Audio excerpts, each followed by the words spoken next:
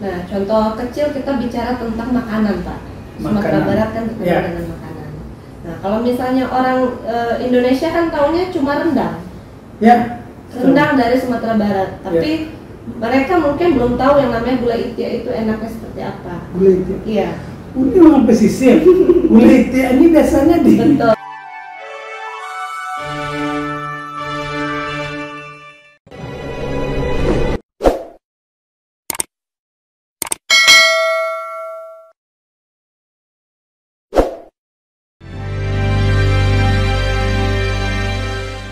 Assalamualaikum warahmatullahi wabarakatuh. Sanak saudara sabi, pada kesempatan kali ini saya mengajak sanak semua untuk mengenal sosok muda yang satu ini. Anak muda, cantik, manis, dan ayu. Nama beliau Sinde Puspita. Begitu ya, Uni? Iya, Pak. Saya memanggilnya Uni Sinde. Uni Sinde, semula saya menduga dari namanya itu cenderung ke Sunda ya. Uni orang Sunda, orang Padang mana nih? Kalau boleh tahu dulu. Tidak ada sedikit pun darah Sundanya, Pak. Tidak ada darah Sunda. Tidak ada. Asli darah orang Minang. Iya. Berarti nama Sinde itu, karena ini jarang-jarang orang Minang pakai nama Sinde. Mungkin bisa bercerita dulu nih. Jadi sebelumnya itu kan memang nama itu ada sejarahnya, Pak. Ya. Kebetulan orang tua saya kan bekerjanya pindah-pindah dari satu kota ke kota lain. Terakhir itu waktu itu Papa lagi tugas di Palembang. Di situ ada, iya, di situ ada pasar namanya Pasar Cile di situ. Nah, mungkin orang tua terinspirasi dari situ, makanya ngasih anak pas saya lahir namanya Sinde. Sinde, mendekat ke sana. Betul. Iya, iya. Jadi ada keinginan dari ayah bahwa anak ini bisa berbuat untuk orang banyak. Iya. Begitu kesannya. Nah, dari data yang saya baca, Uni punya aktivitas sudah sejak lama di Tangerang ya. Iya. Mengurus garmen. Mana cerita nih? Sampai mengurus garmen, sementara Uni kan background pendidikannya itu psikolog. Iya. Orang psikolog mengurus garmen, gimana ceritanya nih? Jadi dari kecil sih Pak, biasa jualan. Awalnya dulu saya ikut MLM dulu ya. Kalau zaman dulu itu masih ada kayak Shopee Martin, kemudian Avon. Nah, saya ikut Avon dulu. Ya. Jual beda alat kosmetik ya. Nah, jadi dulu itu kebetulan Mama itu kan salah satu member. Nah, saya kan orangnya hobi jajan sih Pak. Maksudnya jajan bukan berarti buang-buang duit enggak, tapi suka untuk misalnya saya mau beli sesuatu saya harus kerja dulu, diajarkan sama orang tua kayak gitu. Oh begitu? Ya. Nggak bisa terima langsung? Enggak, jadi saya harus kerja dulu. Nah, otomatis kan saya jualin tuh ke teman-teman. Awalnya dompet harga 50.000, nanti saya jual misalkan dapat potongan 30%, ya kan 30%-nya saya beliin barang lagi. Iya. Jadi berawal dari situ. Terus ketika saya kuliah itu saya ngambil part-time, Pak. Ngambil part-time jadi customer service. Waktu itu pernah customer service di Tri, kemudian masuk bank juga, BPR. Waktu itu di Pariaman, itu lagi kuliah. Memang dari awal itu memang hobi di dunia bisnis gitu. Kenapa dari psikologi terjun ke bisnis? Sebenarnya dua-duanya saya jalanin sekarang, Pak. Dijalanin. Kebetulan saya juga ada mengajar di beberapa kampus di Tangerang, tapi lebih fokusnya itu di bidang usaha.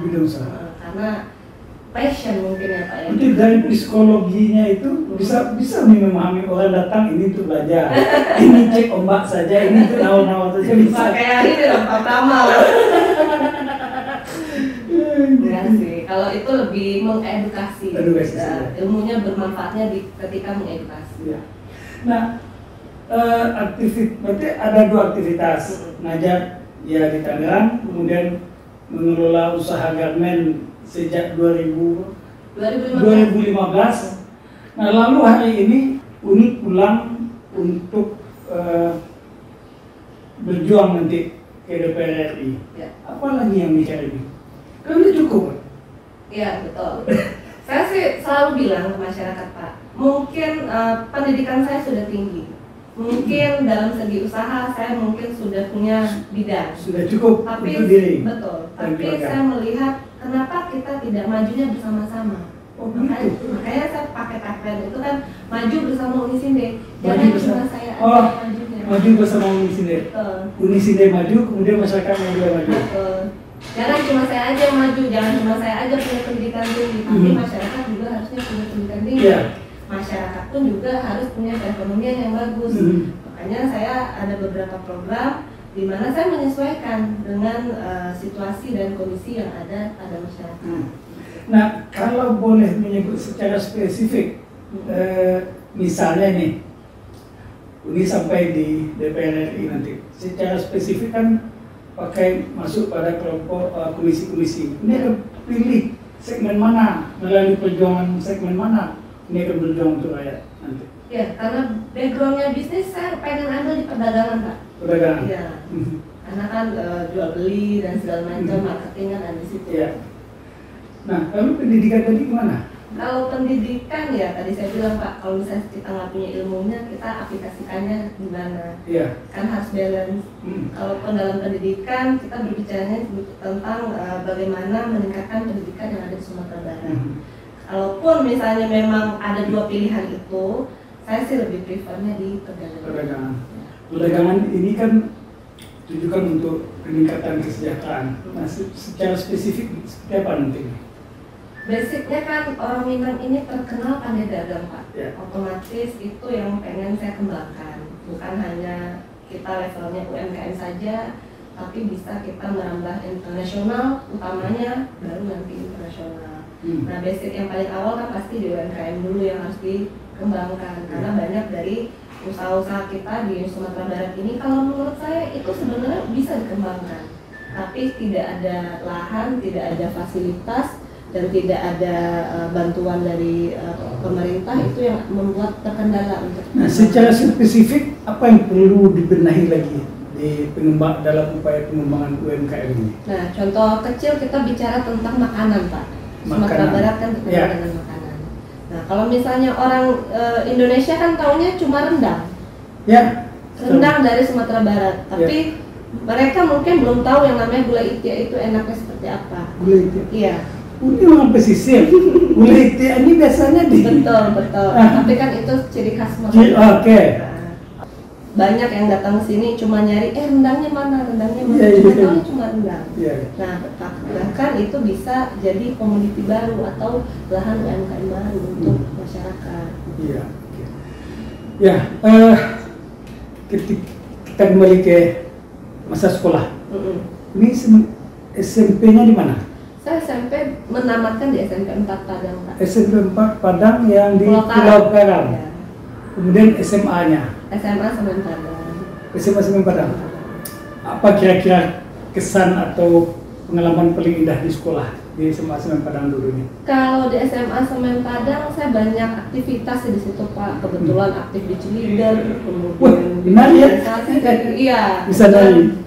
Saya tergabung juga dalam komunitas seni, Pak. Jadi saya dulu pernah ikut sanggar, dulu pernah tergabung di Sitampang Banyak. Oh, Sitampang Banyak. Iya. Kak Maria. Maria Almarhumah ya, betul. Saya pernah tergabung di situ waktu masa SMA. Kemudian saya juga ikut modern dance di Hanesti Dancer dulu. Memang basicnya sih di kesenian juga ada, Pak. Kesenian.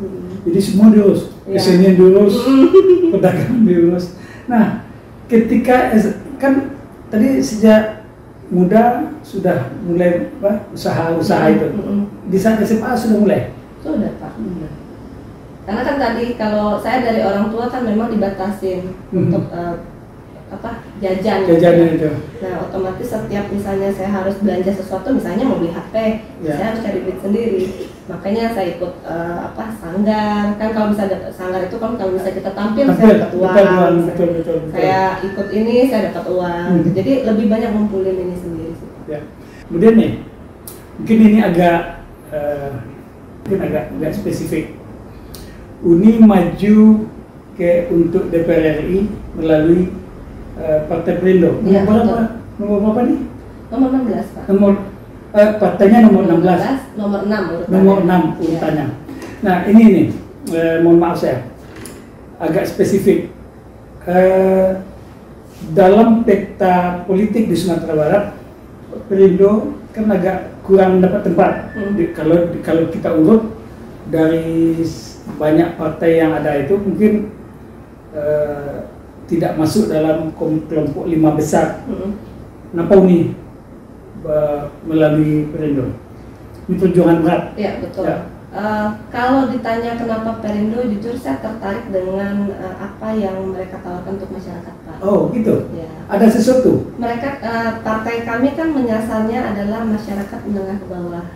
Concern di sana mulai dari UMKM-nya kita coba untuk bantu, kemudian pelayanan masyarakat, kemudian juga dari segi pendidikan juga ada, dari segi kesehatan pun juga ada. Nah dari situ saya merasa kayak Perindo ini mungkin identiknya dengan partai orang kaya, karena kan selama ini terkesan seperti itu. Identiknya seperti itu, tapi kita concernnya kepada kalangan menengah ke bawah. Tapi ternyata kalaupun kesannya partai orang kaya, tapi yang dikemas atau yang dilakukan untuk menengah ke bawah. Menengah ke bawah, Pak.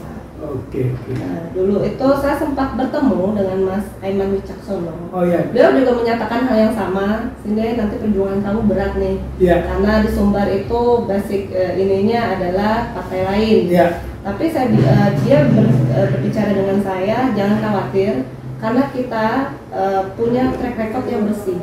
Iya. Kita tidak pernah terlibat dalam bidang korupsi, nepotisme, ataupun bentuk kejahatan lain. Kita di sini benar-benar ada tulus hanya untuk membantu masyarakat untuk lebih baik, Pak. Nah, di situ saya semakin kuat. Makanya saya merasa kayak masyarakat Sumbar juga harus diedukasi dengan hal ini. Jangan nanti misalnya karena partai A mungkin suaranya besar tapi tidak pernah melakukan apa-apa untuk masyarakat. Nah, Uni kan sudah turun ke banyak titik. Ya. Apa yang Uni dapatkan dari pertemuan dengan masyarakat itu dan seperti apa harapan mereka terhadap Uni maupun terhadap partai kita ini? Ya, kalau dari masyarakat saya banyak menerima keluhan sih, Pak, mulai dari regulasi dari pemerintah daerah, kemudian bagaimana cara mereka untuk bertahan hidup. Rata-rata sih bisa saya simpulkan dari beberapa titik yang saya datangi itu memang masalah ekonomi yang paling besar dibandingkan dengan masalah-masalah lain. Banyak dari masyarakat kita itu yang mereka bilang mencari pekerjaan aja di Sumatera Barat ini sangat susah sekali, gitu kan. Tidak seperti Tangerang, betul. Banyak pabrik di sana. Betul. Ya, saya sih berpikirnya karena juga sepertinya juga investor juga masih belum berminat ke sini. Mungkin kita promosinya kurang, atau bisa kita cari relasinya kurang. Mungkin seperti itu, Pak. Makanya kemarin banyak kendalanya itu di bidang perekonomian sih, Pak. Nah, itu artinya salah satu tugas Uni ke depan nanti kalau misalnya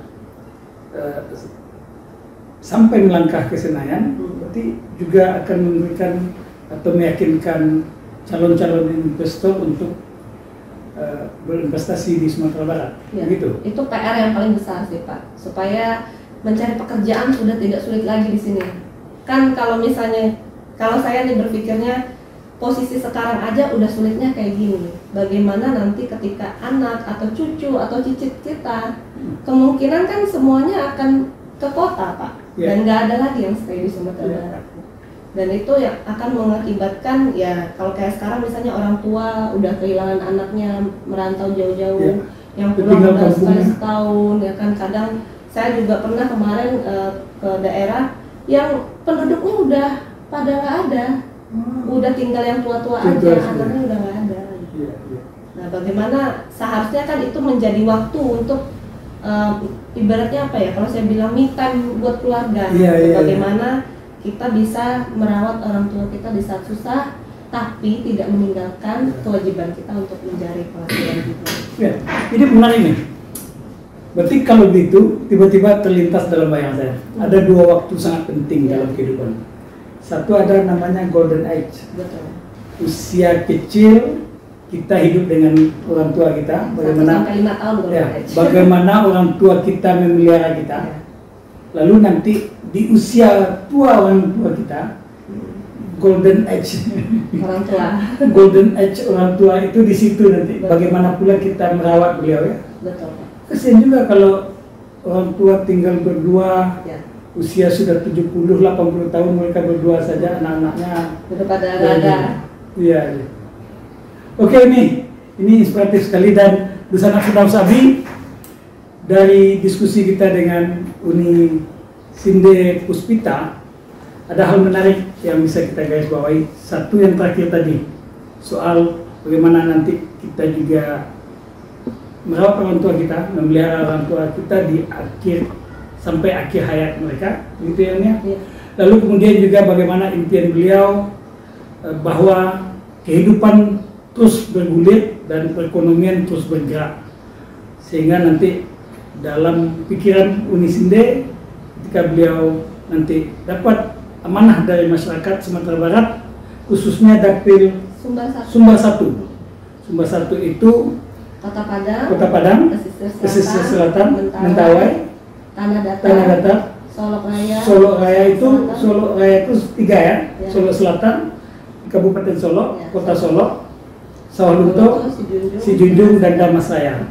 Masyarakat dan Dusanak kita yang berada di wilayah tersebut, kita sama-sama dukung Uni Sinde Puspita. Terima kasih. Assalamualaikum warahmatullahi wabarakatuh. Sampai jumpa.